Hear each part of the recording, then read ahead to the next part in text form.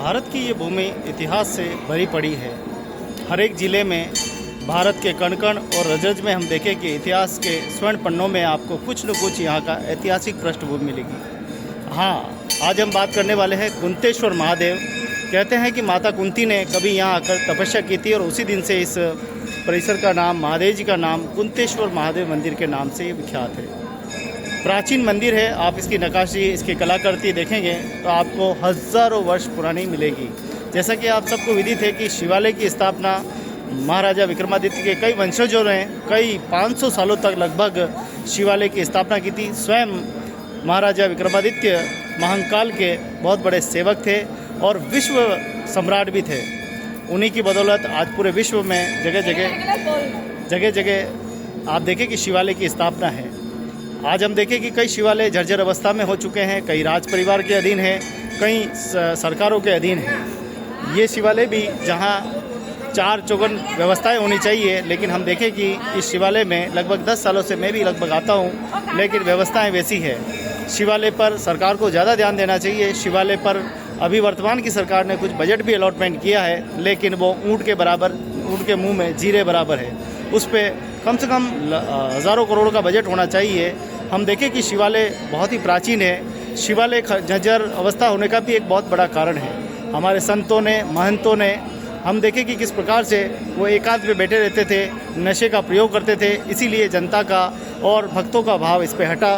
कुछ भक्त इससे जुड़े रहे, लेकिन एक मोटा जो तबका था वो शिवरात्रि तक सीमित हो गया। तो आज जब एक जागरूकता बढ़ी है, जब शिव की कथा होने लगी, जब शिव अभिषेक होने लगे, तब लोगों को पता लगा कि शिव तो रुद्र है, शिव तो नीलकंठ है, जो स्वयं हलाहल पी ले वो तो शिव ही है। शिव जिस मानव जाति ने जिनको नकारा, शिव ने उनको, आज हम देखें धतूरा, आंकड़ा जैसे फूल शिव जी को चढ़ाए जाते हैं। शिव का निरंकारी रूप, शिव यही कहना चाहते हैं कि सारी बुराइयां मैं लेता हूँ, अच्छा या तुम ले लो। यही हम देखने को मिलता है। आज हम बहुत ही पवित्र जगह खड़े जहाँ शिवालय है। मेरी सरकार से भी गुजारिश है और समाज के लोगों से और उन धर्म प्रेमियों से गुजारिश है, कम से कम हमारी सनातन संस्कृति को तब बचेगी तब जब हम प्रयास करेंगे। हम अगर प्रयास करेंगे, हमारे जितने भी शिवालय और जिम्मेदारी लेंगे कि ये शिवालय की अब मैं देख रेख करूँगा, शिवालय मेरा है और शिव जी की सेवा, वहाँ का विकास, नशे का दुष्प्रभाव वहाँ से हटाना, अच्छे संतों का समागम होना, यही हमारे समाज के लिए अच्छा रहेगा। जब अच्छे संत आएंगे और एक स्वच्छ संत आएंगे तो निश्चित रूप से वो स्थान भी प्रगति करेगा। अगर नशेड़ी संत आएंगे तो समाज को नशे का संदेश देंगे और समाज एक गलत दिशा में चला जाएगा। आज सरकार को और सनातनियों को और संतों और महंतों को जानने की आवश्यकता है, अपने धर्म को पहचानने की आवश्यकता है। जब तक संत, मंत और साधु संत और जब तक ऋषि मुनि जो भी हमारे सनातन संस्कृति में है, उन लोगों की जवाबदेही और जिम्मेदारी है कि वो इन व्यवस्थाओं को हाथ में ले।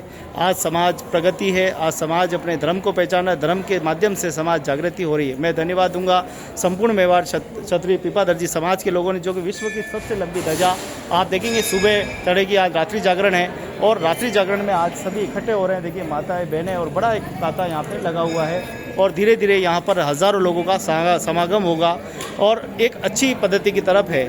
लेकिन यहाँ पर जिम्मेदारी बनती है यहाँ के पंच की, सरपंच की, वार्ड पंच की, यहाँ के एमएलए की। मतलब हम कितना विकास उनसे करा सकते हैं, शिवालय को और कितना अच्छा बना सकते हैं, वो गांव की जिम्मेदारी का अपने गांव को एक देवनगरी कैसे बना सकते हैं। वैसे तो राजसमंद को देवनगरी कहते हैं, लेकिन देवनगरी तब बनेगी जब यहाँ के लोग समर्थन करेंगे, यहाँ के लोग कुछ बुराइयों को दूर करेंगे। अच्छे रोड, अच्छी व्यवस्थाएं, अच्छी धर्मशालाएं, अच्छे यहाँ पर विचार आदान प्रदान सब होगा, तब जाके हम एक अच्छा सनातन संस्कृति वाला समाज बना सकते हैं। देखिए आज इतने लोगों की उपस्थिति ही प्रमाण है कि इतने लोग आज भी जुड़े हुए हैं और बड़ी संख्या में माता बहनों की उपस्थिति। और दिलीप जी भाई साहब तो हमेशा सनातन के प्रतीक है।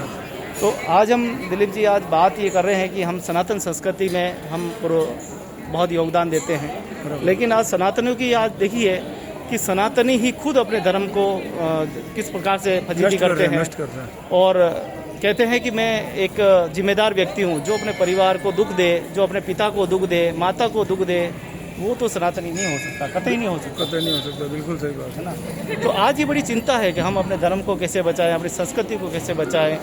आज समाज उठ खड़ा हुआ है। आज समाज में लाखों नहीं, हज़ारों नहीं, करोड़ों लोग हैं, लेकिन यहाँ जो बिरले जितने भी आते हैं, 1000, 2000, यहाँ देखिए समाज में जो हीरे मोती कितने चुन के आते हैं, सही बात है। और वही हीरे मोती जब समाज के अंदर जाते हैं तो एक एक हीरा 1,000 पर एक जागरण करता है। जैसे दिलीप जी भाई साहब आसपास नहीं के है, अपन हीरे नहीं है। वही हीरे होते हैं। तो वही कहते हैं ना, बड़े बड़ाई नहीं करे आप, अच्छी बात है कि बड़े बड़ाई ना करे, बड़े न बोले बोल, रहमन हीरा कब कहे लाख हमारे मोल। तो ये वो लोग हैं जो अच्छा ही करके कभी पीछे नहीं देखते। तो मैं गुजारिश करूंगा कम से कम शिवालय को एक पवित्र स्थान बनाने की आवश्यकता है। आज भारत के शिवालय सारे खंडर पड़े हुए हैं, चाहे उबेश्वर जी लो, नादेश्वर जी लो, ये मंदिर भी देख लो। आज सावरिया सेठ का मंदिर देखो, 16वीं शताब्दी में जन्म लेने वाला सावरिया सेठ का मंदिर चकाचक सोने का बन गया, और 5,000 पुरानी संस्कृति वाले मंदिर धूल खा रहे। दिलीप जी कड़वा सत्य, बिल्कुल बिल्कुल सत्य बात बोल रहे हैं। ऐसा कौन सा मंदिर शिवालय जो सुरक्षित है? सारे आप देखो वहाँ नशेड़ियों का अड्डा बना हुआ है। बिल्कुल बिल्कुल सही बात है। जब संत ही नशा करेगा, जब संत ही गलत व्यवहार आचरण का होगा, तो वो सनातन की क्या सेवा करेगा? इससे अच्छा तो मैं मानता हूँ, उस व्यक्ति को मानता हूँ जिसका भले ही संत से कोई नाता नहीं है, भले ही उसके गले में मोटी माला नहीं है, लेकिन उसका आचरण बिल्कुल भाव है, दिल से कोई भी काम करता है उसके लिए। बिल्कुल सही बात है। तो मुझे जब भी जय शिवालय के जाता हूँ, हम जब गए थे जंजीर वाले, जो क्या नाम है उनका, महादेव जी का, तिलकेश्वर महादेव। अब देखिए इतना अच्छा जगह है, इतनी पवित्र जगह, लेकिन व्यवस्था जीरो। व्यवस्था जीरो।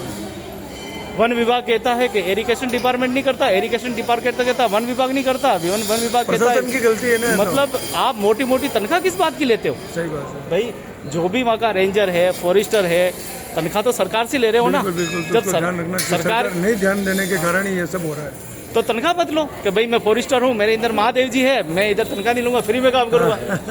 सही बात है। जब आप वेतन लेते हो, जब आपकी जिम्मेदारी है, आपके जिम्मेदारी पक्षियों, जीव जंतु और मानव के प्रति और भगवान के प्रति भी है, तो वहाँ व्यवस्था अच्छी होनी। मैं ये नहीं कहता वहाँ हीरे मोती लगा दो, लेकिन कम से कम इतनी व्यवस्था तो हम ठहर सकें, बैठ सकें, बिजली हो, बहुत ही अच्छी बात है।